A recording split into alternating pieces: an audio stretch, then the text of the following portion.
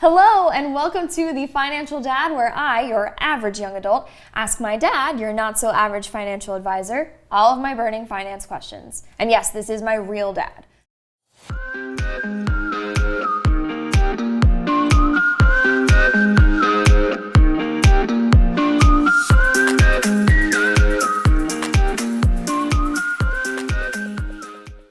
Two other instruments I want to talk about, money markets. Okay. And then structured notes, but let's start with money markets. Okay. Money market is a kind of mutual fund, Okay. but the underlying instruments are very short-term bond-type instruments, Okay. where people have loaned money to corporations and governments and that kind of thing. Okay. It usually has a relatively low yield, 1-2%, something like that, but it usually has a higher yield than a bank account or a checking account. Maybe even than certificates of deposit. So go look at the banking video if you want to see what those were about. Yeah. But it may have a higher yield than those. So, and as long as all of the instruments underlying it, as long as they all pay back when they guaranteed they will, it's hard to lose money in it. Okay. So a lot of people feel comfortable taking the risk in a money market account rather than leaving all their money in a bank account. Because you'll actually make more money off of it. You'll make a higher interest rate on it, and as long as there's not a default. If there's a lower risk. Correct. Then, okay. And now let's talk about what's a structured note. Well, structured note is a pretty complicated type of instrument. It's typically a fixed income, meaning a bond type instrument. Okay. It's usually put out by very large, what are called money center banks, which is banks that really specialize in creating money and value with money and monetary instruments, like a structured note. Yeah. Okay. And think of the biggest names in banking you can think of, and that's kind of what we're talking about. Yeah. A structured note might do something like this. You invest in this, and we guarantee that you'll get back your original principal.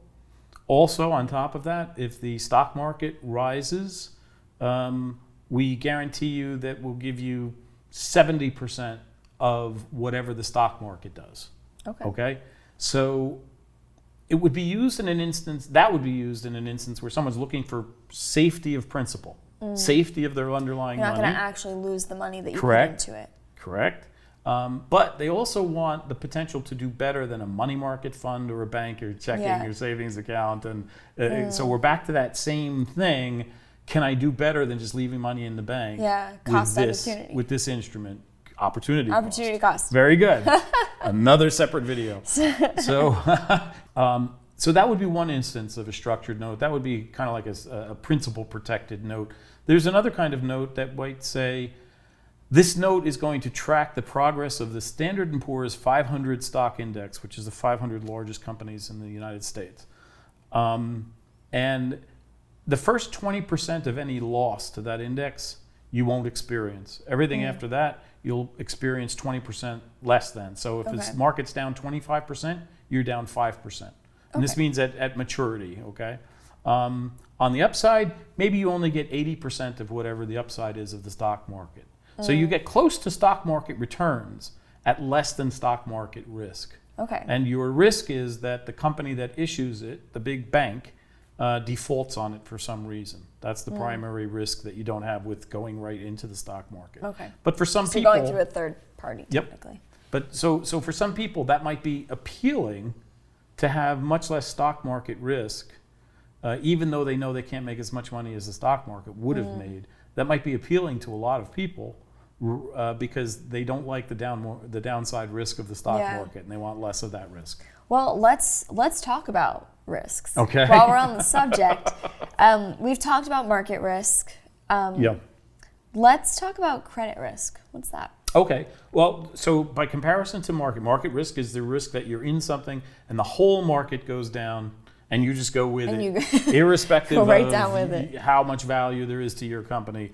You go with the boat. All boats are going down, you're going down. You're thinking with credit risk is the risk that an individual company has, that it has more debt than other companies and it can't pay back that debt.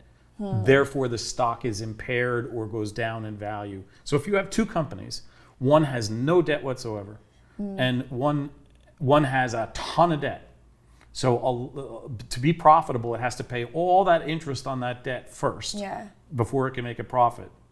The company that has all that debt may grow at a slower rate because its profits are so damaged by all of that interest expense that it's got, okay? Whereas the other company with no debt may be able to grow faster. Its profits can grow faster because it's not saddled with all of that debt. So credit risk is the risk that you're investing in a company whose debt may impair its growth. Okay, that makes total sense. Let's now talk about business risk. How does that differ? It's very similar, but a little different. Little bit different. The business risk is that the management may make decisions that are not as profitable as some other company would make. So company A, company B, this company decided on the right market at the right time with the right product or service that they're going at it, and this one made some wrong decisions. So its business strategy was not as good, and so it doesn't do as well as this one might have done. Okay. By the way, the point of these risks is that diversification, which we mentioned earlier, reduces these risks. So if instead of buying the company with greater debt, you bought both companies, you've reduced that risk by 50% of having a bad credit risk in your portfolio. If you have two companies and one's business is better managed than the other, you've reduced the risk to your portfolio of the business risk hurting you by being in both of the companies. By spreading out spreading it as wide as possible, quite frankly. You wouldn't just do two. You do a whole bunch. And that way what you're trying to do is take the risks of individual companies and turn it into market risk as much as you can. That's what diversification and professional management do for you. Okay. Now we also have industry risk, which I would guess is, that's the strength of the industry that the business you're investing in is in. So for example, you believe in tech stocks and you think they're the best thing since sliced bread and they're always going to go up or what have you.